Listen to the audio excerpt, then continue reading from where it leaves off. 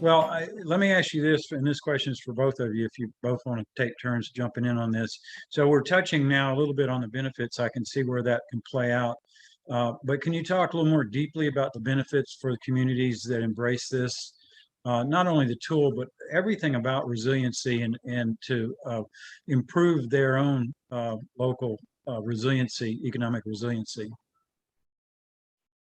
So just as David was saying, it provides that step-by-step framework for them. So at every level, sort of local, county, regional, statewide, they are able to establish different toolkits and guidelines and communication frameworks, which, as you might imagine, in the case of a disaster, are incredibly valuable. You need to be able to respond on a dime to alert people and businesses that a disaster is impending. If it's that type of disaster where you have a little bit of forewarning, right? You need to be able to evacuate people properly if that's a step that needs to be taken depending on the kind of a disaster. You need to then be able to have business recovery and short-term loans, longer-term loans. How do we get our businesses back up and running? And so, you know, each type of disaster has its own steps that need to be taken, but this framework really helps you put in place each of those different communication structures, including if you're a local community, how do I bring in my county or statewide representatives? How do I interact with FEMA or EDA to get the grant funding and assistance that I need? So each step of the way throughout a multitude of different types of disasters, it's addressing all of the different structures and frameworks that need to be implemented in order to be more responsive and resilient. And I think these things are really important given that last year in 2021, NOAA, the National Oceanic and Atmospheric. Thank you. Yeah. Atmospheric and Oceanic Administration conducted a study that stated that 2021 exceeded $145 billion in disaster costs, which made it the third highest cost on record, and more than at least 608 Americans died, right? And this is all just to natural disasters. So then you add to that things like the pandemic or acts of terrorism or the economic effects of geopolitical issues or cybercrime. So there are all of these potential issues that communities have to face, and there are very few tangible frameworks that they have access to that can help them prepare for these incidents and then be able to respond and recover from them more quickly.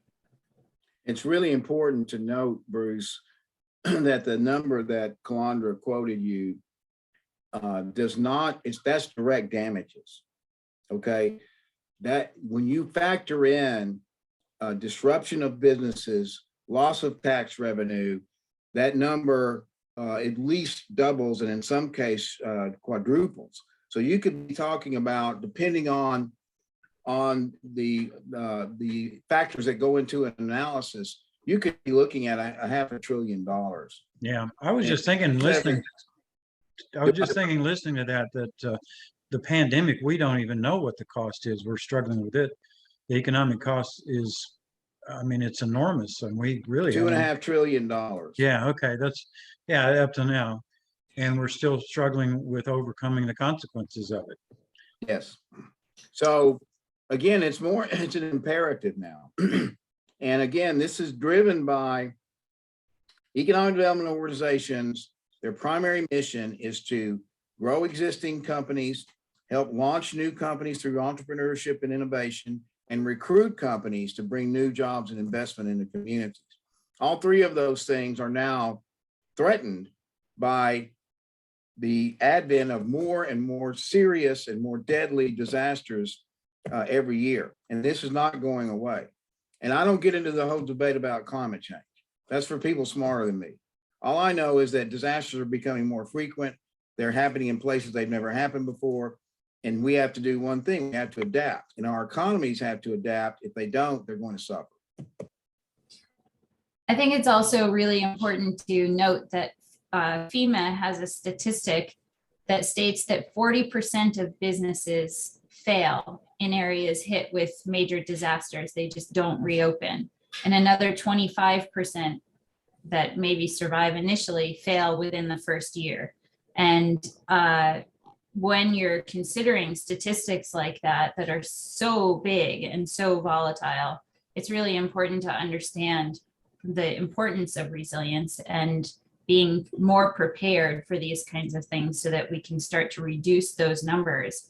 And I think as David alluded to earlier, many companies are now highlighting resilience, the resilience of communities. They're investigating their resilience levels that they have when they're making site selection decisions, because they want to know that the communities where they're opening new facilities or expanding into, or, you know, in any way setting up their workers to be successful, are going to have the resilience that they need to be able to withstand and recover from these kinds of events.